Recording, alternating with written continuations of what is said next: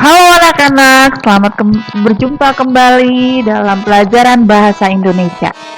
Kali ini kita akan membahas cara menyajikan hasil wawancara. Untuk dapat memudahkan dalam memahami isi wawancara yang telah dilakukan, sebaiknya kita harus membuat laporan hasil wawancara. Saat menulis laporan hasil wawancara, gunakan kalimat efektif dan kata baku. Kalimat efektif berarti kalimat yang jelas dan mudah dimengerti. Kalau kata baku adalah kata-kata yang sesuai dengan KBBI atau Kamus Besar Bahasa Indonesia. Nah, anak-anak, laporan wawancara merupakan tulisan tentang seluruh kegiatan wawancara yang dilakukan pewawancara dan narasumber. Laporan hasil wawancara dibuat oleh pewawancara. Laporan hasil wawancara memiliki beberapa unsur, yaitu ada latar belakang, tujuan wawancara, temanya apa wawancara, latar dari wawancara atau tempat di mana wawancara diadakan, identitas pelaku wawancara, hasil wawancara, dan yang terakhir adalah kesimpulan. Itulah unsur-unsur yang ada dalam wawancara. Kita akan masuk pada latar belakang. Kita bahas dulu latar belakang. Latar belakang wawancara berisi alasan pewawancara melakukan wawancara dengan narasumber. Misalnya, untuk memenuhi tugas yang diberikan guru. Misalnya kalian disuruh guru untuk mewawancara petugas taman, bagaimana cara merawat tanaman atau yang lainnya. Yang kedua, tujuan wawancara. Tujuan wawancara berisi tujuan melakukan wawancara, seperti mendapatkan informasi tentang suatu hal. Contoh, wawancara untuk menggali informasi tentang tanaman yang ada di lingkungan sekolah. Kalian akan bertanya bagaimana merawat tanaman itu sehingga tanaman itu bisa tumbuh dengan subur. Tema wawancara. Nah, tema wawancara berisi tema atau inti pembahasan dalam wawancara. Di sini ada contoh perawatan tumbuhan dan hewan, itu temanya. Seterusnya adalah latar wawancara. Nah, latar wawancara berisi waktu dan tempat pelaksanaan wawancara. Misalnya, wawancara itu dilaksanakan di mana? Mungkin di taman sekolah dan pada pukul berapa. Identitas pelaku wawancara. Nah, kalau identitas pelaku wawancara ini berisi tentang identitas pewawancara dan narasumber yang terlibat dalam wawancara. Misalnya namanya siapa yang mewawancara dan yang diwawancara, usia, pekerjaan, dan alamat dari pewawancara serta narasumber. Nah, untuk hasil wawancara berisi jawaban dan informasi dari narasumber selama wawancara. Di sini ada contoh. Misalnya, pada hari Jumat 30 Agustus 2020, tepatnya pukul 13.00, Rudi mewawancarai Pak Ahmad di taman sekolah. Rudi mengajukan pertanyaan seputar tanaman yang ada di lingkungan sekolah. Pak Ahmad menjelaskan dengan baik setiap pertanyaan yang diajukan. Nah, itu contoh hasil wawancara. Yang terakhir adalah kesimpulan wawancara.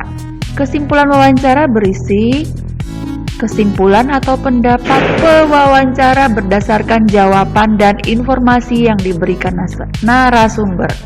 Misalnya, berdasarkan hasil wawancara dengan Pak Ahmad, Budi memperoleh kesimpulan bahwa tanaman dapat tumbuh subur dan sehat jika dirawat dengan baik. Nah, dalam kegiatan wawancara, pertanyaan menjadi unsur penting. Pertanyaan wawancara digunakan oleh pewawancara untuk menggali informasi dari narasumber. Apa saja kata tanya yang digunakan dalam wawancara? Yuk kita lihat. Macam-macam kata tanya, itu ada apa, kapan, mengapa, di mana, siapa, dan bagaimana. Nah, apa digunakan untuk menanyakan hal atau peristiwa yang berhubungan dengan tema wawancara. Kapan digunakan untuk menanyakan waktu kejadian atau terjadinya peristiwa yang berhubungan dengan wawancara. Mengapa digunakan untuk menanyakan alasan atau penyebab terjadinya suatu peristiwa. Di mana digunakan untuk menanyakan lokasi yang berhubungan dengan wawancara. Siapa digunakan untuk menanyakan pelaku atau subjek yang berhubungan dengan wawancara. Dan yang terakhir kata tanya bagaimana digunakan untuk menanyakan cara, keadaan, atau pendapat yang berhubungan dengan wawancara. Nah, di sini ada hasil wawancara. Kalian bisa baca, menyimaknya, dan diteliti hasil wawancara ini biar bisa menjawab pertanyaan yang ada di video ini. Nah, anak-anak, oke, sudah mengerti penjelasan singkat? Silakan mengerjakan. Warahmatullahi wabarakatuh. Maaf Ibu mengganggu. Minta waktunya sebentar. Kami dari kelas 4E mendapatkan tugas untuk mewawancara tentang tumbuhan dan hewan